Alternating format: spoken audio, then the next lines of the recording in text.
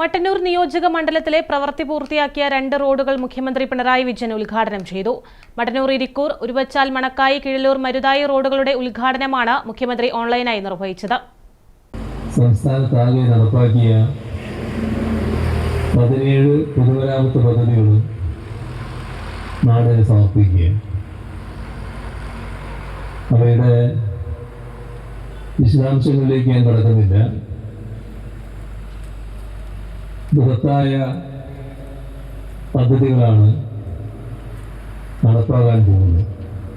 മട്ടന്നൂർ നഗരസഭയെയും കിഴലൂർ കൂടാളി പഞ്ചായത്തുകളെയും ബന്ധിപ്പിക്കുന്ന ഉരുവച്ചാൽ മണക്കായി വളയാൽ കിഴലൂർ പാലയോട് മരുതായി റോഡാണ് റീബിൽഡ് കേരള പദ്ധതിയിൽ ഉൾപ്പെടുത്തി 104 കോടി രൂപ ചെലവിൽ മെക്കാഡം ടാറിംഗ് നടത്തിയത്.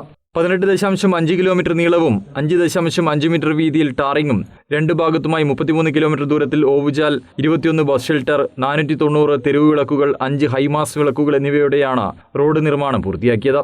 ഇരിക്കൂർ മട്ടന്നൂർ റോഡ് വികസനത്തിനായി 2 ഘട്ടങ്ങളിലായി 45.69 കോടി രൂപയാണ് കിഫ്ബിയിൽ നിന്ന് ലഭ്യമായത്.